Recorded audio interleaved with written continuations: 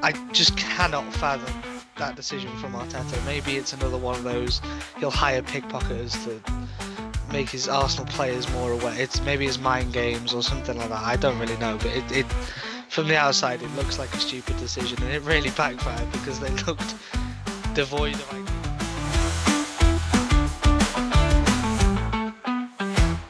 Hello and welcome back to the Counter Sports podcast. I'm your host Darren Timson, joined again by Kevin and Liam. Guys, how are you doing? Still, I'm blue apparently. That's the new thing. I said this on the last podcast. Still feeling the effects from the other Saturday. We'll go. What happened the other Saturday? I don't remember. No? Liverpool won the league, I think. Yeah. weekend. Yeah, no, that sounds about right. I don't know why I'd be celebrating that in Wrexham. Kevin, how are you? Oh, look, wonderful. We've just seen, it's been a few days, but we've just seen the best European performance of the season.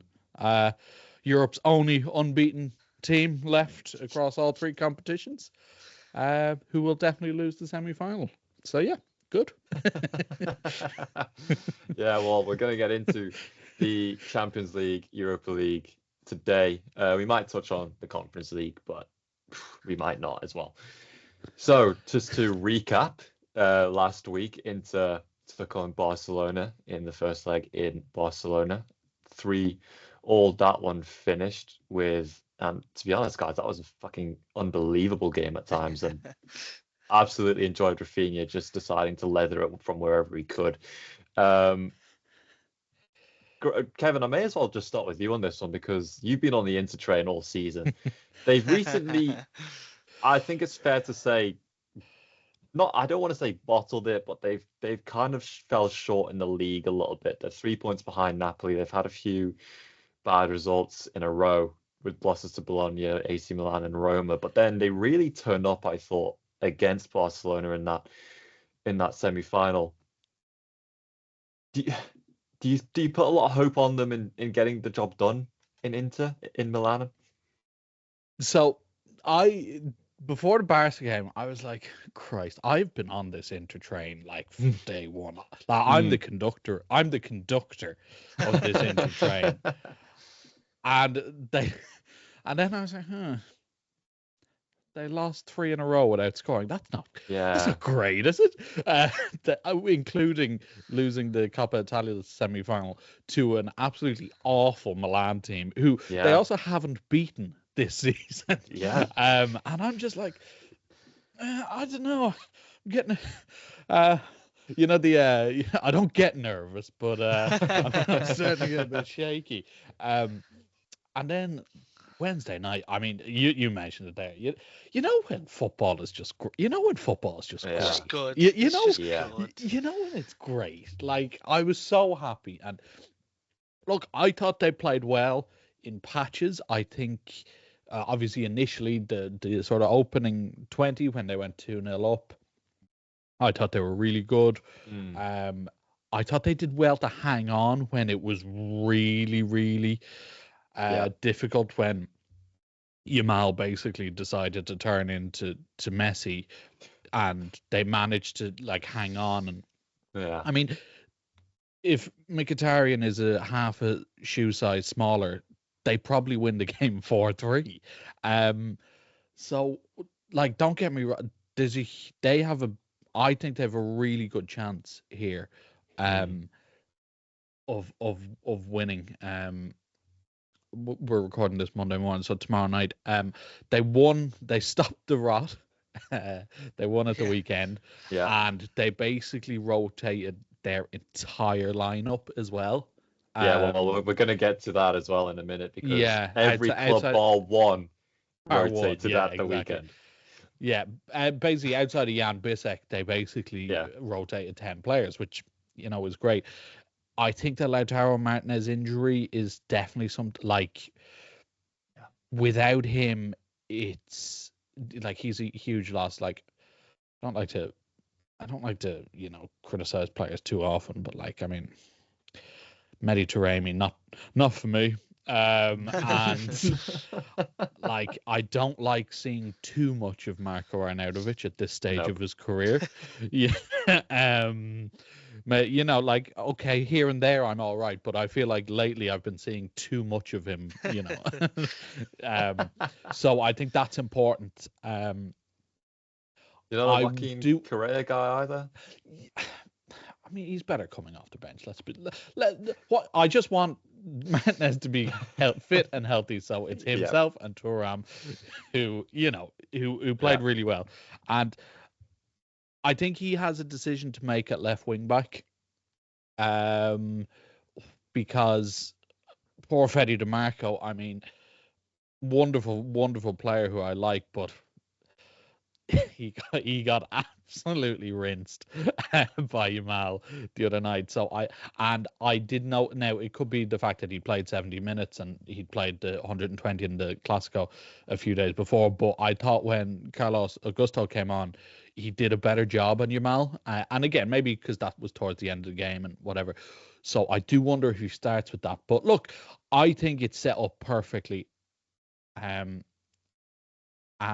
of course they can win. Like, we've seen how vulnerable Barca are defensively.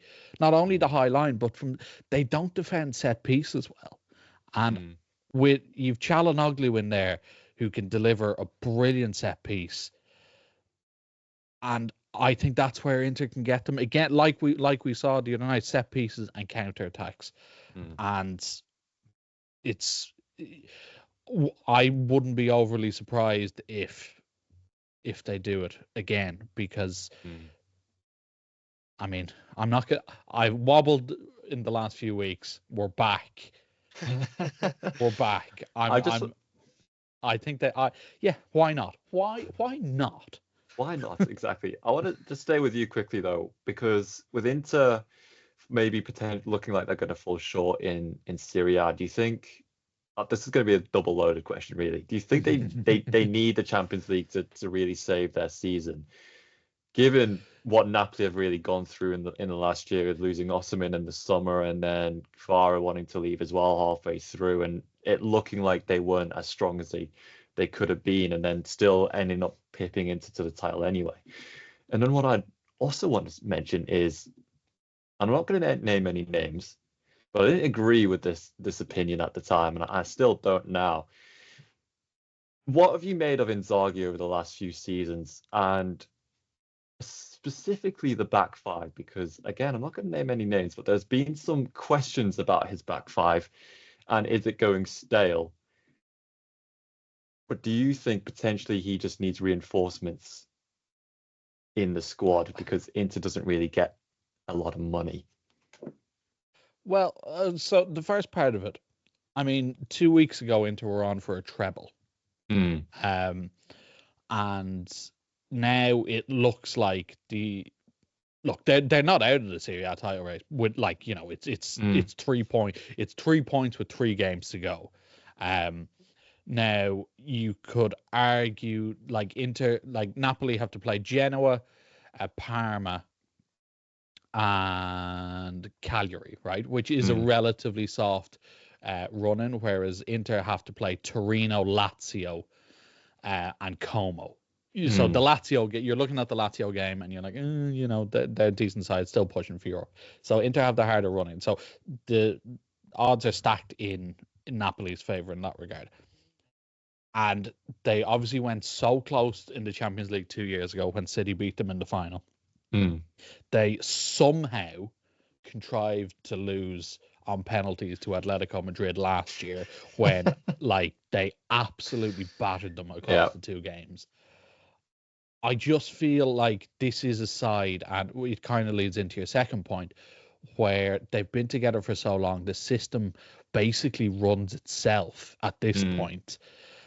Inzaghi has instilled his ideology and his methods into this squad, so they're so comfortable no matter sort of who you bring in of that squad now, that they can run it. So I just feel like, okay, yes, he's basically won everything except the Champions League.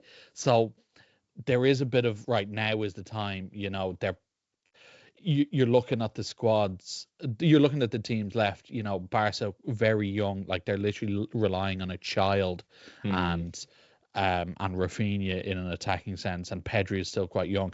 Arsenal, you still feel are a bit young and naive. PSG, again, they're very young.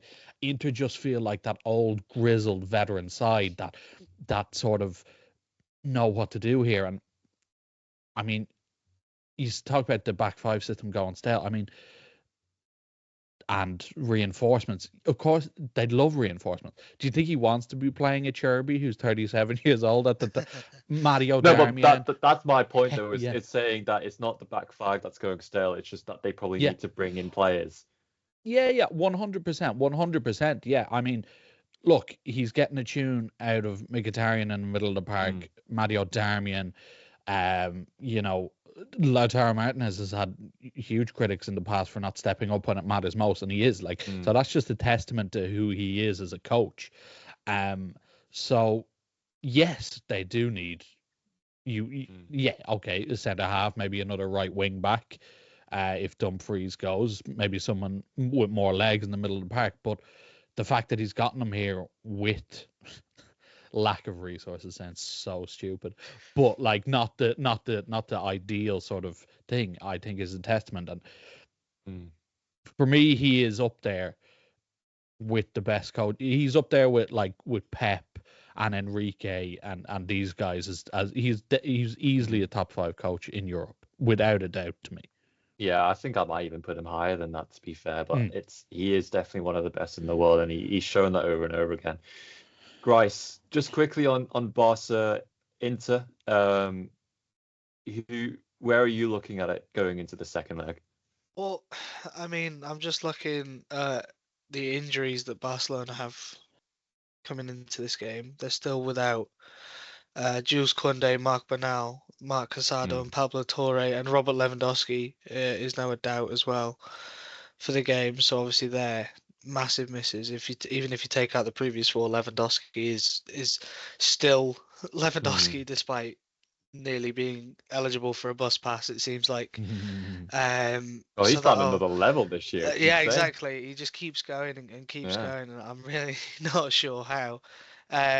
So that's another burden for Rafinha, future Ballon d'Or winner Rafinha, to shoulder. But as he's proved in the previous leg, he's more than capable of shouldering that burden. I mean, we spoke about his goal literally before we came on, and even though it has, I think, technically gone down as an own goal, it was still, why is he shooting from there? Oh, he's shot from there. Oh, it's gone in. It's one of those beautiful goals that you just don't expect, and I think that pretty much sums up his season, where he's really burden's a loaded word, but I can't really think of a better one. He's shouldered the burden of this Barca side when they've needed him the most, and really proved why Barcelona spent the money on him all those years ago. He's really coming good now. So, I mean, it sounds pretty obvious to say, but he's their main man for this game. They're in pretty good form. Maybe in contrast to Inter, they've not lost, I think, in their last 5, maybe more. So they have the momentum. They will maybe be disappointed they didn't get more out of the first leg. I mean, they pretty much dominated it for 90 minutes into were good in spells, but Barca looked, for me, the better team overall. So to be drawing 3-3 in the away leg a couple of years ago, that would have been a brilliant result because away goals were a thing, and then UEFA decided, no, we don't like fun. We'll but that would have put Inter as with the advantage though. Yeah, but now then Barcelona would have had to go for the game. And I don't know. I think they still do. It creates more of a. I think they still do, and I'm going to get to that in the PSG Arsenal game. I think we're set up for 2 really good second legs here. Arsenal have to go for it, and we're going to get to that in a minute. But there's no reason Barcelona can't just sit for 90 minutes, can they? Like Inter, they both have to go for this game. No, I don't expect a Hansi Flick side to sit back and absorb pressure for 90 minutes. I think he'll get bored on the touchline if his team start doing that and start shouting a lot. I personally, as much as I like this Inter side and I like Inzaghi, and I agree with you both, he's a brilliant brilliant manager. It's Barca's game to lose. They've got more momentum going into the game. They probably should have won the first leg on the balance of chances that were created. They for large majority. I know you're pulling faces, Darren, but I've got to be different. For large portions of the game, they dominated. They should have had more clear-cut opportunities. They just decided to waste their best chances. And if that Barcelona team turns up again from the first leg, I think they'll just edge it. I think it's a funny one. I think it's kind of like, who do you trust more, Inter's defense or Barca's attack? Because Barca, like we saw, like when those boys are on form, like they're just good. It's a different level. But you always expect them to concede like 2 at least. Yeah. And funnily enough, even though he's beaten 3 times, I thought Jan Sommer was excellent. I thought he was really good. Yeah.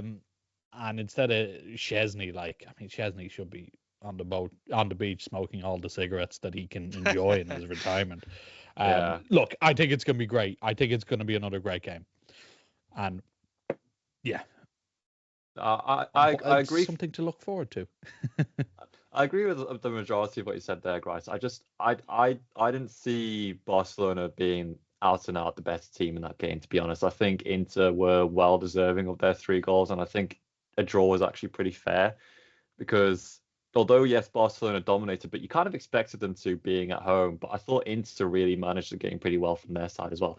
But we need to move on now. Paris Saint-Germain, Arsenal in Paris. PSG obviously going into that one 1-0 up through Dembele's goal about 3 minutes into the game. And guys, I'll stay with you on this one because we're talking about it just a few moments ago, Arsenal being the only team to not rotate their squad coming into this one. Me and you've exchanged some messages about their coach over the last few days, but we won't go into that because we'll save that till the end of the season, just so we don't make ourselves look silly if they end up going through and winning the whole competition. I don't give Arsenal much hope in this one, to be honest, and we'll get both of your opinions on this. But PSG rotated pretty much their entire 11. Some might say they don't really have much momentum going into this one because I think they've lost like 2 or 3 of their last few games. Whereas Arsenal were maybe on a better run, their fans thought, until they lost to Bournemouth at the weekend. How are you looking at this one going to the second leg? Because obviously Arsenal have to go for it. Maybe this is where we'll see how good Arsenal can actually be when they're not trying to not lose. But do you give them much hope to go through? I mean, I still cannot fathom the decision when the league is done. I know you said, we're not going to talk about Arsenal. The league is done. No, I meant Arteta. Okay. We're not going to go too harsh on Arteta. The league is done. You've got no hope of winning it.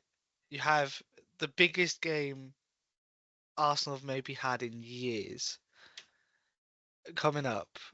You've got to go to Paris, get a result, which is no mean feat given how well this PSG side are playing, and you play your full strength 11.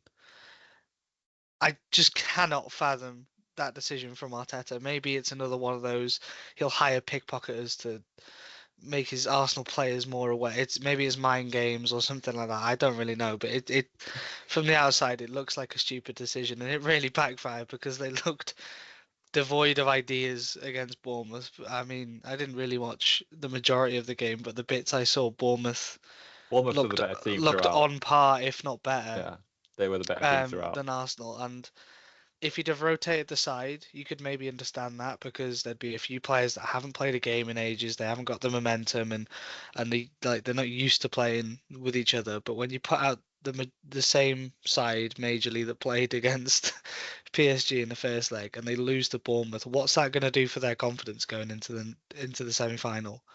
They know they've got to go there and get a result, which, like I said, is not easy at all. And then you lose at home to Bournemouth. The fans are getting on your back. It's a really toxic atmosphere.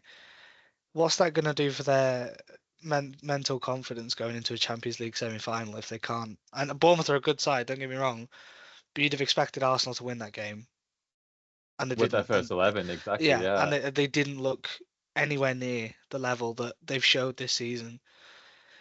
And that's just a real confidence breaker for me. I keep saying the word confidence going into that second leg, and he's done a lot right and a lot wrong, Arteta, in his time at Arsenal. That's for me one of his biggest mistakes as Arsenal manager.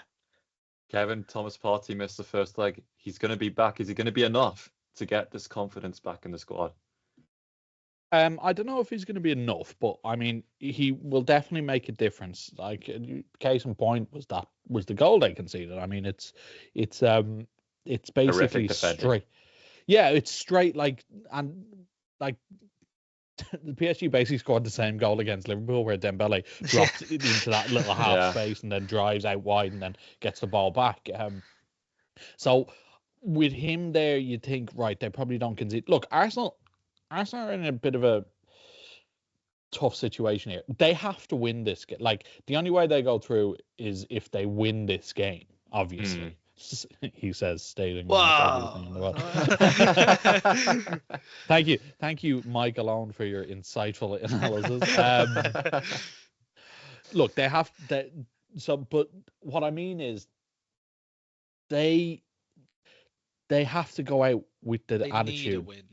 They need to win it, and the problem with that is, we saw the other night, PSG can beat you by just holding the ball. Just holding the ball, not letting you get near it, and picking you apart, and then bang, they're in behind. But they can also hit you on the counter-attack with the pace that they have. So Arsenal need to be very careful here that they... Look, I think if it's still like 0-0 with 10 minutes to go and they get done on the counter, there's not much they can do about it. At least they'll be going for the win. But I think they need to be careful not to get caught too early here. And it's a tricky one because, like I said, this PSG side can beat you in two different ways. Just quickly, Kevin, sorry. And this goes out to both of you, do you think Arsenal are lucky to be 1-0 down? Because there's quite a lot of mixed opinions after that first leg. Do you think they were lucky in that first leg to only go back to Paris 1-0 down? Because I thought that it should have at least been maybe 3-1, 4-1. Yeah, look, I think the main thing, obviously the first 25 minutes where PSG basically just didn't let them have the ball was quite a statement. And yet, to be fair, Arsenal came back into them. Donnarumma made those two really good saves from Martinelli, and particularly Trossard. I think the Trossard one was a super save. But I mean, Barcola has to stick that one away right at the end. Yeah, Ramos, okay, he's a bit unlucky, I think, but he probably should score. But they should have had a penalty as well, I thought. I agree with that. Yeah.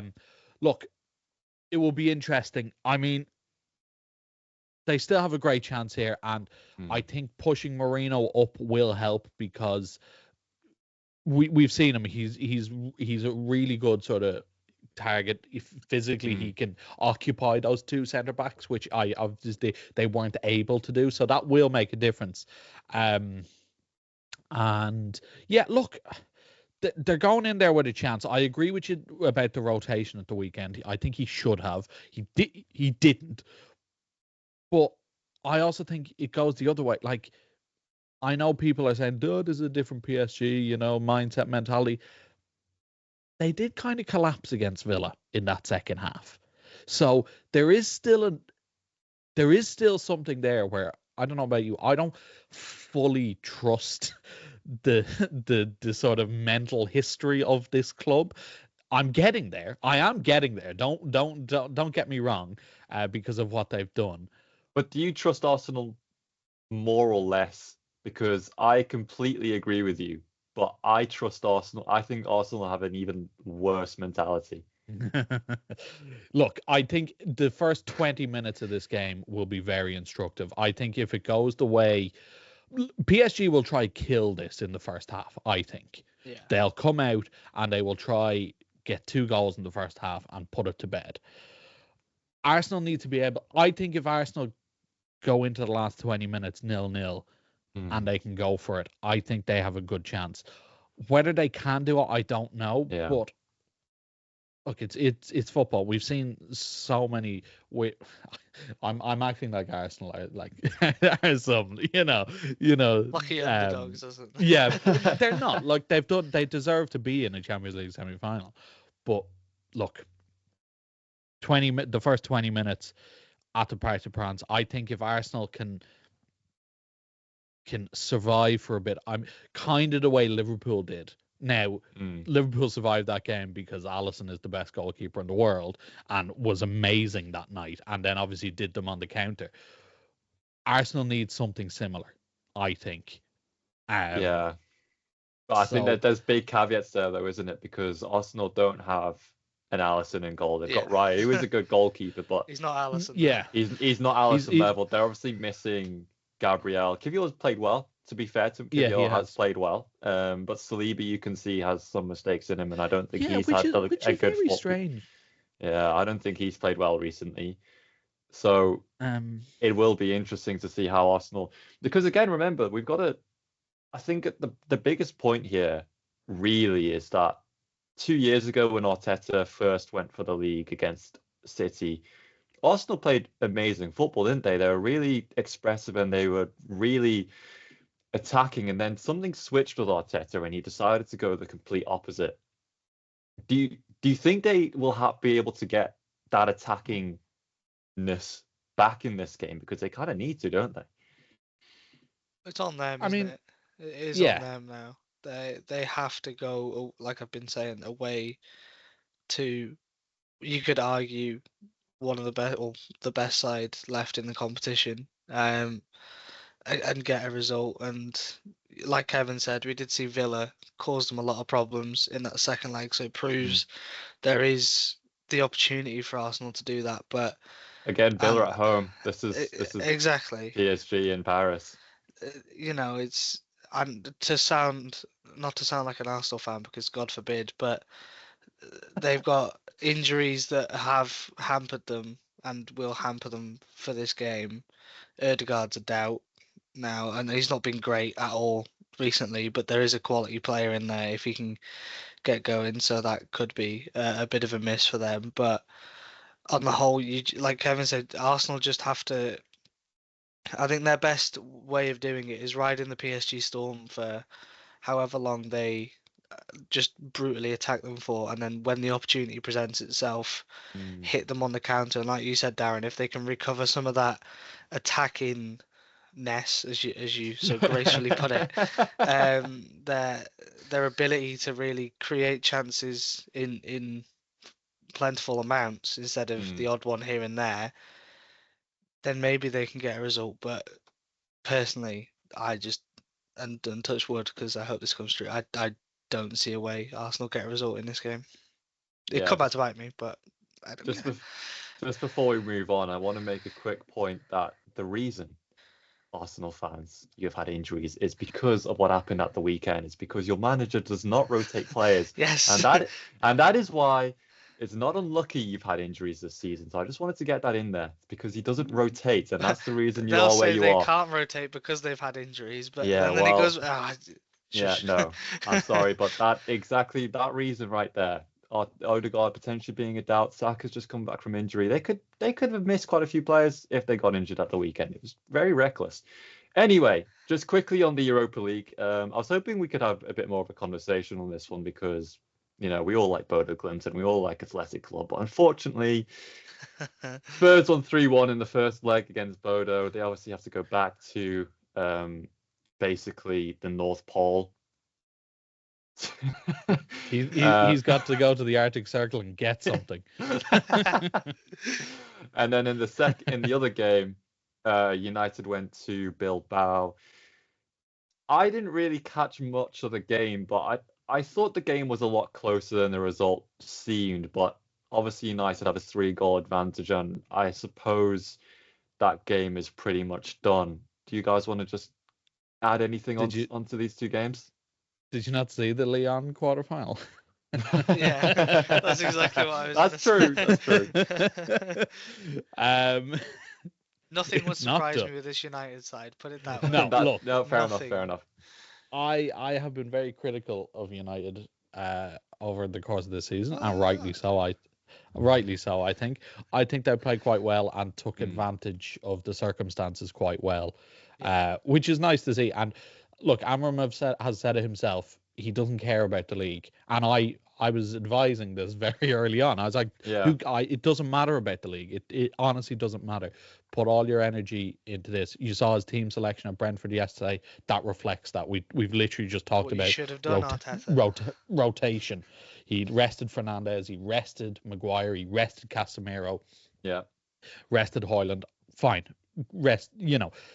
Good to see Ahmad Diallo come on, get some minutes, score a goal. Yeah. I think he has been United's second best player somehow this season. Playing all 5 games. Yeah, literally. But I think that's important to get him back involved because I think he is a terrific player. Just don't be Manchester United is my advice. Do not be Manchester United of this season. And to be fair, I don't think they will. I feel like that first leg will give them confidence. We can do this. They obviously got the goals, and then it was a mature enough second half performance where they didn't let Athletic back into it.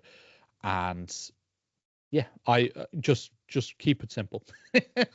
Which again, Manchester United. So we'll see. Does that go for Spurs as well? Because they went 3-0, but in that first leg, but then conceded late on, and they opened the door a crack to Bodo Glimt. I'm not going to pretend to know any of their players. I'm sorry, but it's just the way it is. But they have gone through Lazio in the last game, and that was basically because of how they played at home.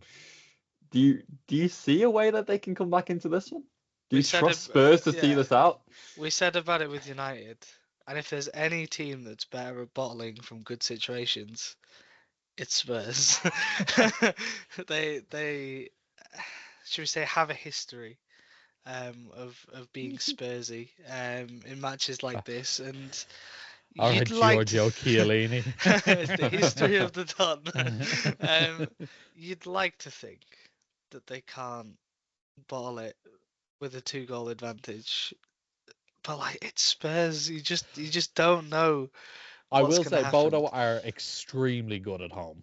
Yeah, and there's a reason for that. Like they have taken some scalps over the years. I mean, over the years. I'm just thinking off the top of my head. They've beaten Celtic. They've beaten They've beaten Jose's Roma up there. They've beaten Ajax up there. It is cliche.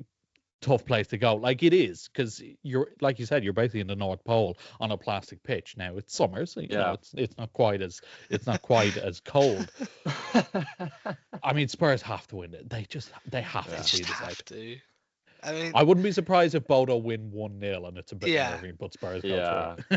It would be the most Spurs thing ever, though, to end their trophy drought, but also finish in their worst league position in their history.